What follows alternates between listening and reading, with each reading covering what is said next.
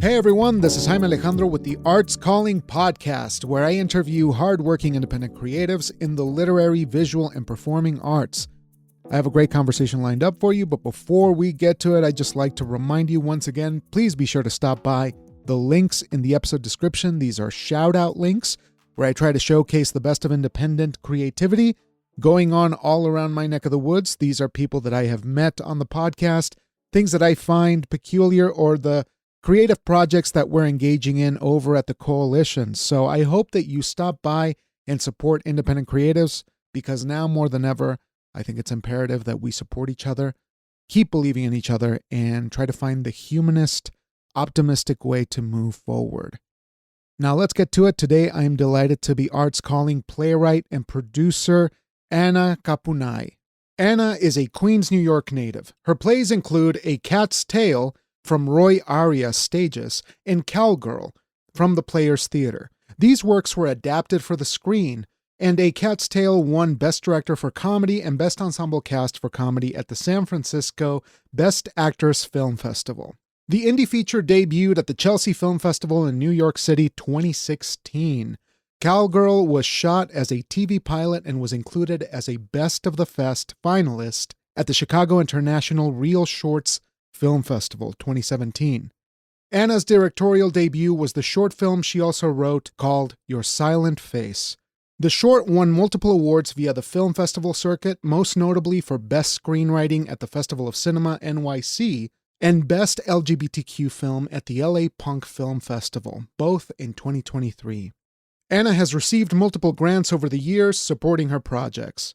Most recently, she was awarded the NYC Women's Fund for Media, Music, and Theater via the New York Foundation for the Arts. This grant has fully funded the stage production of La Gota Fria, The Cold Sweat, which is the play that we are talking about today. Additionally, Anna was awarded a Queen's Arts Funds grant, which was her third, to help produce her short film Sombras, scheduled to begin production later this year. Anna's major upcoming project includes writing her first feature film to be produced with her partner, Bill McDonald, called Contigo.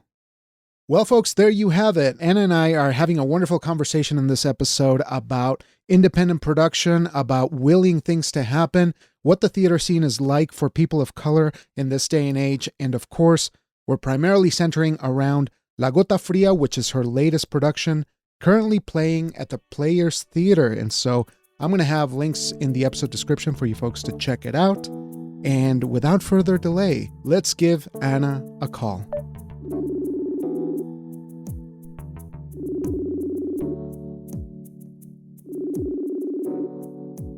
Hi, Anna. Good morning. Good morning. How are you? Oh, I'm wonderful. Thanks so much for taking the time to chat. I'm delighted to have this opportunity. We're going to talk about some theater, some independent production, and a current project that's going on right now. Is that correct? Correct. Okay. Yes. Wonderful. Why don't we start there? Because I think it'd be a good place to introduce La Gota Fria, which is a new play, and it's a fascinating story. But I'd just like to hear it from the author. Okay. So once again, thank you for having me. The play is called La Gota Fria, The Cold Sweat. I workshopped this play in 2017 at the Thalia Theater in Queens. I wanted to do a full showcase production for now. I'm very excited. We have a fantastic cast, and the play is very, very, very loosely inspired by my family's decision to seek an alternative cancer treatment in 2011 for my mom, who had a 6-month prognosis. Wow. She's 84 years old now. So we're happy that we were able to send her to this clinic in Houston. We changed up a lot of the story in the play. It's very fictionalized, very dramatized. However, we just had a lot of fun with it, and we backdated it to the 90s for different reasons. So you wanted to set it in the place where it happened, or was this something that happened recently? So I wanted to set the time and place a little differently. I grew up in Queens. We lived there for a very long time. I'm still here. I moved to Long Island with my folks for about 10 years, but found my way back to Queens. So when my mom got sick, she was already living out on the island. The reason I backdated the story and set it back to Queens 1990s, I wanted to set up the storyline about a family that is probably, they're not in the poorhouse, they're not in dire straits, but they're not what my real family was, which was they moved on up, so to say, to suburban dream, quote unquote. And so I wanted to make this an every family kind of story. And I wanted to set this in the 1990s because when the information was given to me about Dr. Brzezinski, I was able to Google it in real time as my director at that time was telling me about it. So I had to back out of a play in order to focus on my mom. So I was able to Google this doctor in real time. And I figured, what would happen if I wasn't able to do that? What would happen if it was the early days of AOL dial-up? What would happen if I had to actually, heaven forbid, go to the library and crack open a book, smell books? Remember when we used to do that? Oh, yeah. So I thought it would be very interesting to set the time and setting that is not what my real family was going through. My family was very fortunate enough to be in a financial situation where we can seek this treatment. I wanted to write a story about a family who possibly did not have that advantage. And I wanted to portray a Latino face to the story. I think our stories are very important to be told in a universal fashion without always having to talk about or being pigeonholed in one situation. So, and there was the birth of La Gota Fria, the cold sweat. That's a great title. I love how playful it is because it is a lighter, it's humor as well that's included in here. I love this idea of transposing the time period too, because that's got to be a great narrative device for you. As you were saying, there's just so many ways that you can sort of ratchet up any kind of tension or complexity by just eliminating cell phones or, being able to look back in that way and make it more universal. So if we can begin talking about sort of the development and workshopping process of this, what does it take to create a piece like this, to bring all of these different elements together, and what does that time period look like in terms of time frame? So I started in 2017 with the workshop. I got a grant from the Queens Council for new work, artists based in Queens. It was put up and staged for 5 performances at the Leah Theater in Sunnyside, Queens. It was done very nicely, very beautifully, but I wanted a full production. I wanted to expand the audience. I wanted more eyes on it. I have an artistic self-producing residency at the Players Theater in Greenwich Village. So taking full advantage, they have they always give me their full support. They always have my back. So thank you to Brenda and Michael for that. And I wanted more eyes on this story. I think the timeline just is a happy accident. It just happened to fit a few months after, we're not going to call them a hero, wink, wink, sorry, not sorry. But this is a few months after the Luigi incident, criticizing Big Pharma. And I think this is a play that's very timely right now. I did not plan on it, obviously, to happen when Luigi did his thing. But I think the timeline just happened to fit very nicely simply because the play has always criticized Big Pharma. The play has always criticized keeping the masses sick for long-term profits. So the timeline with this was right after my previous production with the Players Theater. I was like, you know what? We're on a roll. I was able to get a grant from the New York Foundation for the Arts for Women in Media, Theater, and Film. It's fully funded. The first time in my life, 20 years writing, I have something that's fully funded and not out of pocket. So I needed to jump on this right away and get this done. So like I said, the timeline was a happy accident, especially a few months after the whole Luigi thing. And, I just want to get eyes on it. Somebody told me about the doctor. And I want to tell everybody about this doctor. We changed his name in the play. Mm-hmm. But my message from the playwright in the program definitely tells a little bit of my story. It's not here to brainwash anybody. We're not here to, we're totally for science. We are totally about vaccines. We are totally non-RFK Jr. fans. We are totally non-Big Pharma fans. But yeah, so getting back to everything you asked me, the timeline just happened to fit. Mm-hmm. And I just needed to jump on it because I got my grant and I needed to flex that grant. And I wanted to come back to a story that means so much to me. Right. And this is such a complex thing to talk about, especially now when just about anything can be incredibly divisive. I love this notion of just understanding that the healthcare system in this country is so fraught and so destroyed by private interest and these major corporations that you can't look beyond what they're offering you. Like you are made to feel like there's nothing else there. So, correct. As you mentioned, this is a comedy. It's lighter in spirit, but how do you balance these things? Because obviously you have very complicated issues that you want to address, but what's the barometer for the balancing act that you're doing here, and how did that get you through the development? Yes. So yeah, I definitely, anybody who's listening, please, it is a comedy. I know it seems odd. It is a comedy about cancer. There are many dramatic moments. I like to actually call it a dramedy about cancer. I would like to say there's a healthy, almost 50-50 balance with comedy and drama. I think with life, there's always moments of laughter, even unfortunately during death, during moments of despair. I think it's just real. So I try to inject that as much as possible. Even outlandishly, the one person who is trying to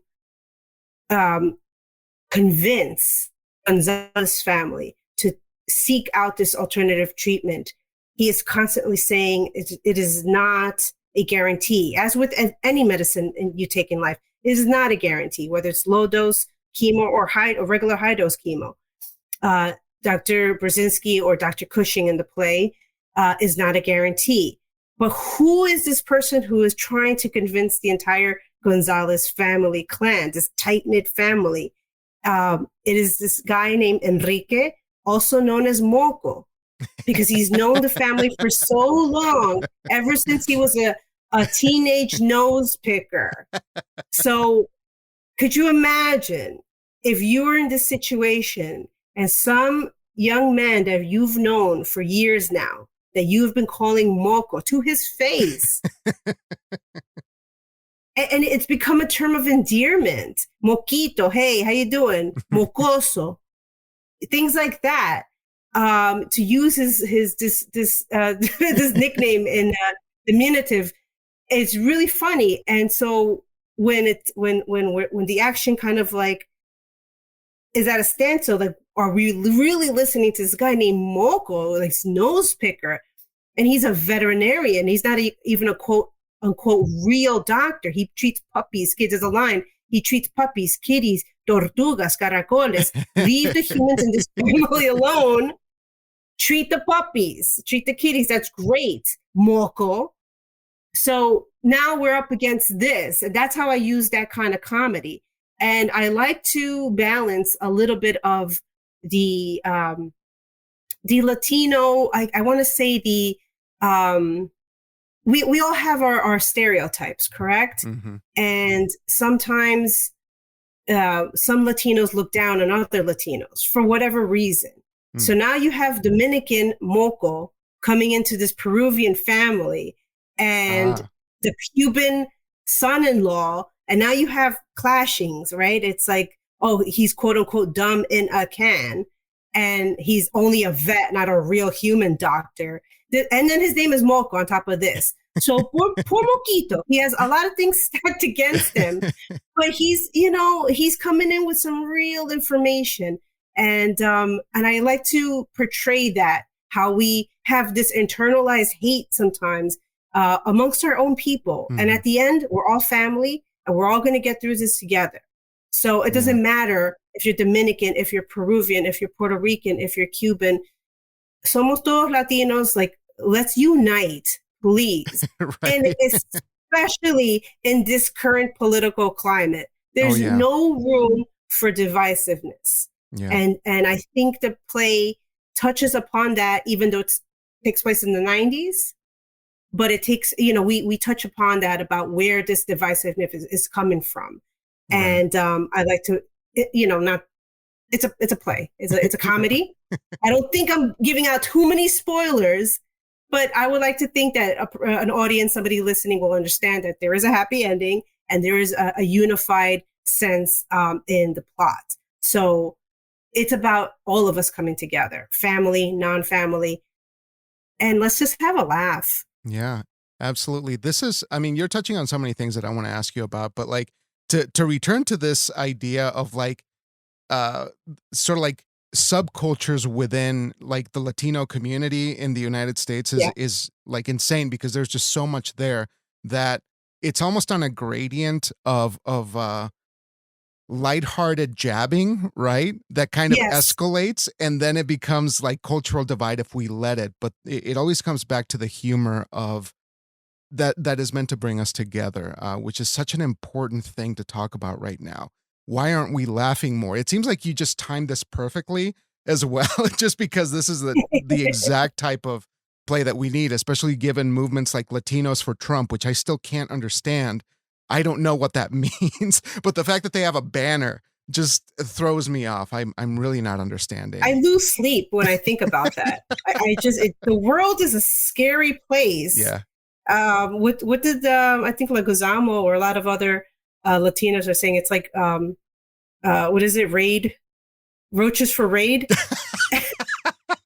Like, what are you seriously? I think that, I think we forget where we come from. I think sometimes, and this goes for everybody, whether you're African American, Latino, Afro Latino, or any other ethnicity that is not white. Sometimes you reach a certain level, whether it's fame or fortune, and you kind of just forget. I think, something like Snoop Dogg performing at the White House just really gutted a lot of people, Ice Cube, things like that. So, again, the play doesn't take place in present time. There is a line where Moco and the Cuban son-in-law are at odds. Oh, and the Cuban son-in-law is a pharmaceutical salesman. So now you're butting heads with the guy, with Moco, who's coming in on a holistic approach, because he does a holistic approach with Mamacita, the cat, in the Gonzalez family. And so he's able to prove that a different alternative approach is actually helping the cat. And so now you have this guy, and then you have the pharmaceutical Cuban. And as we know, maybe not in the last few years, but a few years back, a lot of doctors would go to Cuba to learn about medicine. Wow. And even though, you have a communist country, but they would go there to learn some advancements that were happening there. So there are lines about, I thought you Cuban commies had the right idea about medicine. You came to my country, this country, and just like really, really letting the Cuban have it. And then the Cuban turns around and says, you're something about like you're a confused nationalist. So, again, takes place in the 90s, but I think it resonates a lot with what's happening now. And especially the grandfather has a great line with, I was hoping that the economics would trickle down on this household. And I'm still waiting for it to rain down on these calloused hands, because he's a blue collar worker. He worked in factories all his life, and he could only provide so much. He's still paying off student loans for his daughter and granddaughter. So we're coming at this economically, we're coming at this culturally, we're coming at this with science. There's a lot going on in the story. And there's a cat that we don't see. But I was going to say, see. That's okay. That has my vote. The moment you mention a cat, and I was gonna jump on this later, but like when I see a cat tree, I make our guest introduce their cat and tell me about their cat, because I just can't ignore the cat tree. I can't ignore a cat coming across the screen. So you'll have to tell me about your cat right now, this very minute. Well, my real cat is not, she's a little shy right now, but the Mamacita, the cat in the Gonzalez family, she is part of the family. The fact that we start off with, where's the cat's medication, Moquito? Moquito brings in the cat's medication. Oh, the other veterinarian said that she'd have to be operated on. Moquito says no, because he's a recent graduate of veterinary school, so he knows that they saw out another doctor, which kind of like is a foreshadowing of what's happening with Josefina. And they believe him, and they are more than happy to treat Mamacita holistically. So again, that's a foreshadowing about what's happening with Josefina Gonzalez, the matriarch. That's my own little Easter egg sometimes that I like to drop in my plays, in my films. Like I like to, even if we never see the cat is mentioned. Right. The cat is family. The Gonzalez family is very tight knit, but they have Mamacita. They talk about her. They talk about Moquito when my time comes, and basically saying when she dies, like, I need you to help with my daughter Irene, with her husband Alfredo, in transitioning to bring Abuelito into their home, and Mamacita. And it's not a comedic line. It's a very serious line because cats are family, and Moquito definitely reacts very seriously. But as a crazy childless cat lady myself, I think it's very important to highlight family that comes in all types, whether we chose them as friends, whether we chose them at the shelter, or whether they chose us through the cat distribution system. And who knows with the Gonzalez family. I didn't give Mamacita too much of a background, but I like to think that they probably plucked her off the street, that she was probably a stray, or maybe they went to Baidawi back in the day. Somewhere in Queens they found her, and right. And she's family now. Yeah, they make their way home whether we like to admit it or not, even if we don't select them. That's a beautiful thing. So if I may talk, an honor. Exactly. Now, if I may talk about sort of like the nuts and bolts of writing a play like this, can I ask you about setting and how you go about looking back and creating this kind of time capsule that is not only influenced by your childhood, but like, how do you build this world that we're not in anymore? What are the sort of like the things that you think are tried and true about creating setting that feels believable in something like a play, which is an interesting but really, I don't want to say limited, but just like you don't have a lot of room to create setting, but maybe you do. Maybe you can share some of these ways to build a time piece, period piece. And I hate to call the 90s a period piece because it's, it shouldn't be that long ago. But what are some ways to create setting? Yeah, unfortunately, it is that long ago. I feel like a vieja, and I feel like I was in high school 30 years ago, and I'm like, oh my God, so to do this on stage. we did it very simply with our scenic designer, with our director, my co-producer. What we did was just addressing, right? What does it look like? We have a bookcase with some CDs scattered about. We have an old boombox. I think we all kind of had that in our rooms at some point. I don't know how old you are. No, I'm right there with you. I remember. Yeah. Yeah. So I feel like a viejo too. I feel like we were the shit, right? We had the speakers. We had, oh my God, the 2 cassettes and the rotating CDs.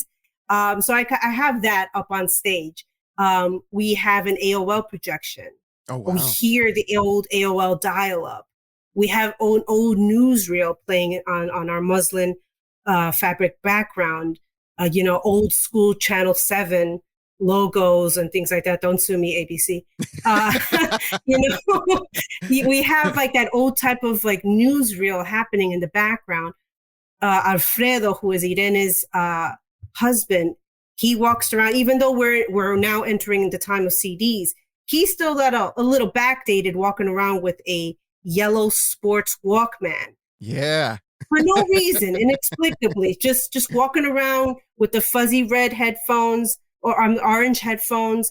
So he's just like, he's still into his cassettes, and that does play a part in the play.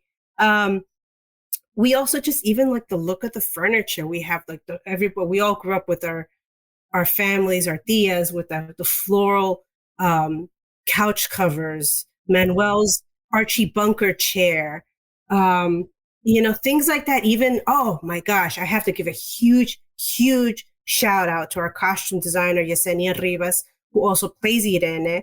And she's also our dance choreographer. I love Yesenia. She's, anybody who's listening, please, she is a true like theater artist, film, television. She does it all. And she did a beautiful job with choreography. I wanted it to be a realistic kind of like dance choreography that a family would do, as you remember, like with 90s parties and things like that. Okay, where it was still in sync, but it wasn't a complete mess. So like they had some kind of more rhythm than I had grown up. Yeah. And yes, he did a beautiful job with the costumes. Just right away, you could tell it's the 90s, with whether it's the guys wearing the denim vests, or she's got her hair up a certain way with her hoops and her scrunchies. It's it's beautifully and subtly done. We're not hitting you over the head with it. We did get a critic saying there's no indication of time or place and that this takes place in the 90s. It's like, dude, there's AOL, there's the newsreel, it's their costume. They're talking about, do you have an AOL account? Like, who says that anymore? Like, at this point, I think the critics weren't alive back then to remember that. No, we had a critic who shall remain nameless, but it's one of those old man guys that just does not get it. Yes, the play has a half Spanish title, but it is in English. There's a healthy, judicious amount of Spanish that's not lost in context. So, there's no need to translate anything. You can come in monolingually and still get it. That's what I like to tell the audiences. Don't be afraid of the title. Ooh, it's not there. It's not there to drive or isolate anyone who is non-Latino. It's for everybody. White does not have to be the default. They just happen to be the Gonzalez family. That's it. I'm curious of how you have experienced audiences as you've been working in the theater for this long while. Do you feel like the theater has opened up in the way that we hoped it would for Latino audiences or people of color or the other? Like, do you feel like it's still a predominantly white endeavor in New York in this day and age? Yes and no. I mean, we have some wonderful theater companies. Like I said, we workshop this at the Leah in Queens. In Manhattan, we have Intar, we have Repertorio Español. Bregones joined forces with Puerto Rican Traveling Theater years ago.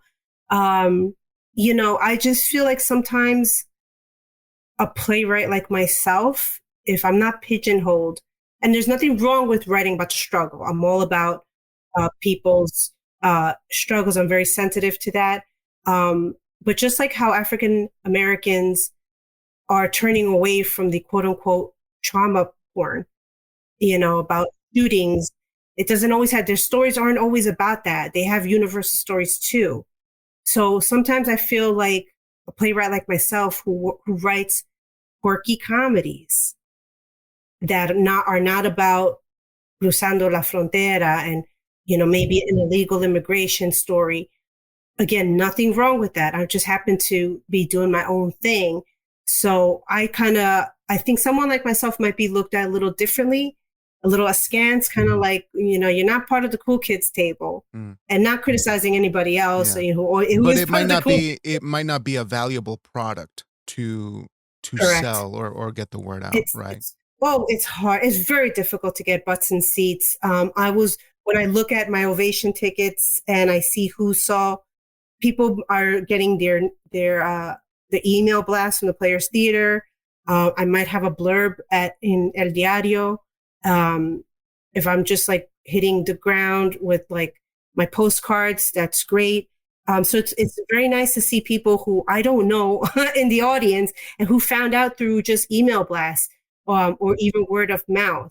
But it's still a struggle. And yes, I mean, you know, if you have the Buena Vista Social Club on Broadway, that's fantastic. And I love that. But there's a lot of little theater projects out there. This is kind of niche with a Queen story and a 1990s story, but it's still a lot of fun. There's still music. There's still dancing. It's not a musical per se, but it's a lot of fun. And I think theater audiences who regularly see theater at this level will appreciate it and seek it out. But it's really kind of difficult to put it out there to the masses. There's still a lot of work to be done. Yeah. So how did you feel the pandemic affected the way that folks view theater in your town? Like what's sort of the thing that we haven't recovered from, or are we back to the way it used to be before 2020? That's a very interesting question. I think we're slowly getting back. I don't think people are as afraid to sit in an audience, sit next to somebody, laugh next to somebody.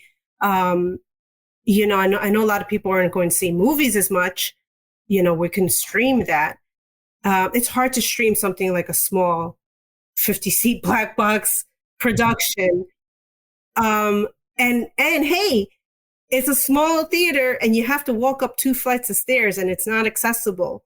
So you're shit out of luck if you have a broken leg or if you're elderly. Like my parents have yet to see any of my plays at the Players because their mobility is just not the greatest. I think we're slowly getting back. I think that is a promise. I think that's a twinkle in a lot of artists' eyes.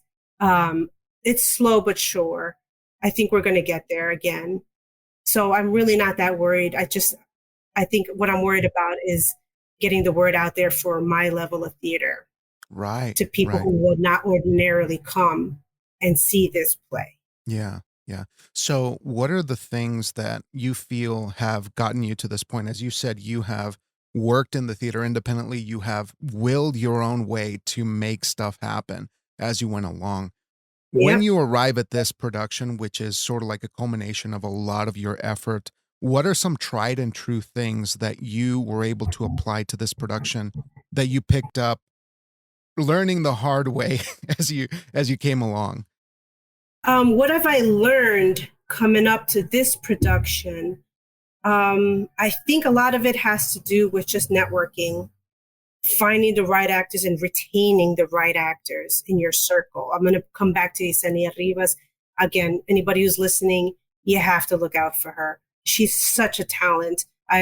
She was my lead actress in my previous play at the Players called Cowl Girl.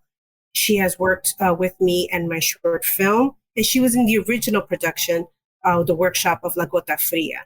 So, you know, keeping your actors happy, keep your cast and crew happy is what I learned. Even little things like keeping snacks and water, seltzer water available, things like that. Little things just keep them happy and keep their morale up. You know, making sure you find a director who understands, you know, just because I do have a director who is non-Latino doesn't mean that he did not. Gregory put a lot of work into, Gregory Lipson put a lot of work into understanding the nuances. And that's what you need, because there are some directors who will just not want to do that homework. And Gregory and my crew with our stage management put a lot of effort. And even though they're non-Latino, they wanted to know more. They want to know about the song choices that are curated for each scene transition. These are songs that they didn't grow up listening to. These are people maybe 20 years younger than I am. They don't know who Mana is. How dare they? You know, like, you know, but you know what? They did the work. They're like, oh my God, that's a hell of a song. Like, you just need the crew around you to be supportive. So if you don't have that, and these are people I already previously worked with as well. So I think retaining a network and still being open to other people, be there, show up. How did I get Danny Borba to play Alfredo? I also belong to Latinx Playwright Circle. I did their Zoom reading on Sunday, on a given Sunday, read what I read with them and watched Danny. And like, whenever I fall for an actor and I feel that spark, I will fight tooth and nail to get to them. And Danny was somebody I put in the back of my head, and I felt, I was like, that's my Alfredo. That's him. And I was so lucky that he said yes. He and the rest of the cast just light up the stage. And just asking, my last short film was running at the AMT Theater in Midtown, made friends with them, turned around and said, hey, do you know any older Latino actors? Because it's kind of hard to find an older Latino actor to play the grandfather/dad, Manuel Gonzalez. Dorton at AMT is like, here you go, J. Santiago Suarez. And here he is on stage. He is the grandfather in the live action Dora the Explorer movie. Oh, wow. So what an honor. So just putting it out there, saying it out there, putting it out there into the world. When you need things, ask everybody and retain your network. That's definitely what I learned throughout all these years. It's a slow process. I was off and on the last 20 years writing. And it wasn't until the last 10 years that I got really, really serious with it. And opportunities started to fall in my lap. And that's how you just do it. You just find somebody, you retain them, and ask the same people over and over again, who do you suggest? Because if I trust you, I'm going to trust your suggestion. And that's pretty much how it all came into place for this production of La Gota Fria. That's amazing and super inspiring too, because I feel like it's hard to stay open in a business that is so restricting, and it sort of keeps you at arm's length, and you have to fight tooth and nail for everything that you get in terms of a production. Do you feel like you came back to the theater with a renewed sense of vigor and drive, having to sort of go away and do things, like have other lives outside of theater, or has theater always been the constant? Do you feel like you had to take some time off during your life? Always, always, always. I mean, I have my day job. Believe me, if I could, I would do theater and film. I think we all would, right? As a full-time basis. But I also work for the Department of Education here in New York City, and I troubleshoot among the temp housing, the shelters. So I work with a lot of migrant families. So that takes a lot of my physical, mental, and emotional energy. So that makes me step away sometimes and just, I kind of laid a lot on my plate, trying to get all these productions done in a short amount of time to sort of quote unquote play catch up with my playwriting career, right? But I had to take away a lot of time. Like I said, 20 years off and on. There might have been a year or two that I took off completely. The first 10 years, I really was just having more fun. It was about hanging out with other playwrights, writing a one act here or there, getting feedback and getting constructive criticism. Along the way, I've gotten a lot of thick skin, and I had friends that would just literally say to my face, that's a shit draft. And thank you for saying that, because you're my friend and you want to see me get better. So I take my time and I get better and I get better and I get better. Hopefully, hopefully that's what the audiences are taking away.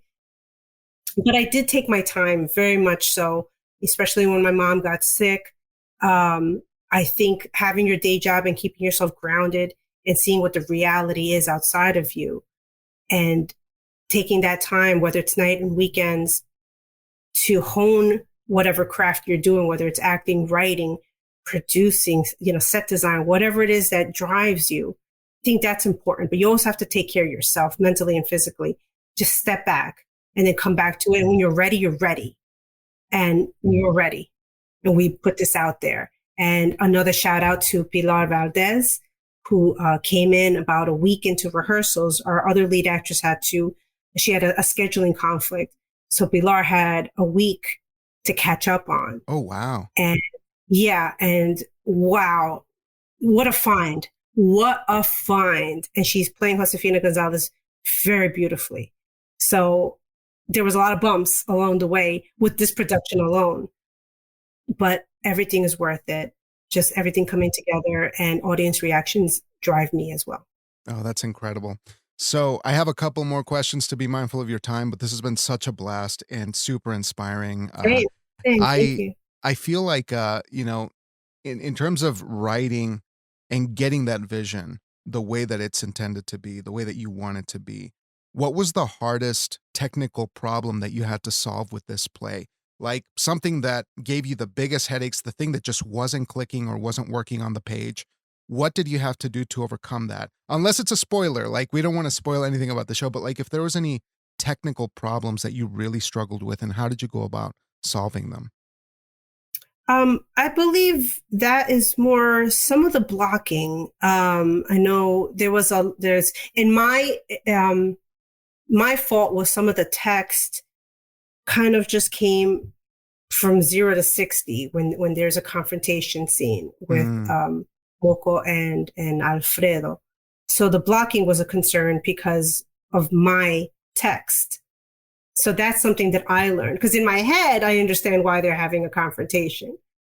But as a writer, I'm learning, okay, blocking is concerned, why is this happening? Why is it so heightened at this moment? So just because in reality, you can go from 0 to 60, you kind of just have to beat people's over the head with why we're going here. And so I think that was an issue. And so we removed certain blocking from that scene simply to focus on the text and focus on the emotions. And it actually works out nicely. It's, I was a little concerned that it might be a lull, but that's for me to work out in my next rewrite. And if it does see life afterward, now it's time to rewrite that particular. But Greg did a beautiful job with working around what was in my head and not fully explained on the text. So he and the actors did a wonderful job with working around that with the time constraint that we had. So I'm very happy about that. Otherwise, aside from other technical things, whether it's a light bulb that goes out or a sound cue that's not maybe the meow, Mamacita's meow isn't. It's not the end of the world. The crew will beat themselves up more than I would. For me, that's not even a big deal. It's life in the theater. Something's always going to hiccup. But I'm learning more about actors and how they ask me certain things and why I should write certain things a little more clearly for them to understand their own motivations and their own block. I'm thinking of what you're looking to do down the road after this. Like you're sort of like wrapping up a chapter. Of course, every production, every play that comes out into the world is a brand new chapter. What is on the horizon for you? What are you hoping to pursue after this project? First, I'm going to take a little bit of a break. Okay. I'm really tired. Well deserved. After a little vacation, I will. I do have another grant that I have to fulfill. I have my third Queen's grant for new works. So I have to do another short film. This time, it's called Sombras, and it's about domestic violence in the sense that if your partner never laid a hand on you, but what happens if this partner is antagonizing you verbally and emotionally and maybe scratching his head and his temple with his gun and laying his gun down because you didn't make the tacos right. Mm-hmm. Right. You're fearing for your life, even though there's no scars, there's no physical scars. So I want to touch on that aspect of domestic violence. And even though there are no physical scars, there are emotional and mental ones. And how do you prepare in case you do get assaulted? So yeah, very much not a comedy, a bit of a departure for me to do a full-on drama. And that's going to be a short film that I'm going to shoot later this year, again, with my producing and life partner, Bill McDonald. Bill and I will also be, for the first time together, co-writing a feature film. Oh, great. Hopefully sometime next year, again, taking our time. And people of our age understand what it's like to caretake our elderly parents. So I want to, again, put a Latino face to a universal story about caretaking. We see what how caretaking takes a toll on you. If you see what happened with Gene Hackman and his wife, she was not at the age to pass away. Now, whether or not, I think she had a virus of some sort, but it was only her as a 64, 65-year-old person taking care of her much older husband. But what happens if that's your father or your mom? And what happens if something happens to you and you're the sole caretaker? So that is a story that I want to tell about siblings. I'm going to have Latina faces on this and make them the lead once again, because I like to have Latina faces as leads. And this time it will be also a dramedy. So I'm going to return back to some more comedic roots. I can't help it. I have to laugh. Yeah, that's right. It's part of the recipe, part of the solution, I think. But this is incredible because you're finding the right ways to talk about this stuff, and it's so inspiring and so relevant. What is necessary right now in this climate. Lastly, because we need to consider quality of life in this crazy world that's upside down, that's out of control. I'm curious what you do to sustain your quality of life. I know that there's a lot of things that drive us and motivate us, like getting that next play out or doing the next thing or this or that. But on a personal level, what are the things that renew you as a human being to continue to do the work that you're doing, to continue to be, a good member of your community? And how do you recharge in this insane time that doesn't let anyone breathe so that you can continue to be an artist? Yeah. I think just seeking out support, whether like I said, I'm very lucky that I got a self-producing artistic residency with the players that drives me to create more work with them, and to showcase myself. Not everybody's going to have that kind of luck. I think simply just watching, whether it's film, television, going to more theater and being inspired by other people's work. It's as simple as that. If you can't afford a lot of theater, if you could at least join TDF or get rush tickets, even if it's free park performances, whether it's Shakespeare in the Park or your local parks. I know Queens, Flushing Meadows has a Shakespeare. Just seek it out at any level. Binge something great and support a lot of Latino artists or your own people, whatever it is, people of color, especially queer. Seek out all these other different stories that are told universally, but with other types of faces. And I think that's what's going to drive us. I think finding inspiration in other people other than yourself and finding out that you have that same connection. And it could be anything. You could binge watch something. You could just put on, any channel. I think that's how we're going to drive ourselves into more art later on.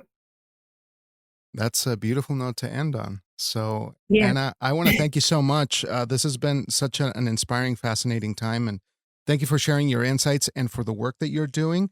And I know we just scratched the surface, so hopefully down the road we can get to talk more about the filmmaking aspect of it and some of the other issues that you're looking to address. But I wish you the best on this project. It's going to be wonderful. And yeah, I hope we get to chat again. For sure. Thank you. La Gota Fria runs until March 23rd. So thank you. Check us out at the Players Theater. Thanks again, Anna. And I'll be in touch on the internet. So you take care, okay? You too. Have a great one. Talk soon. Take care.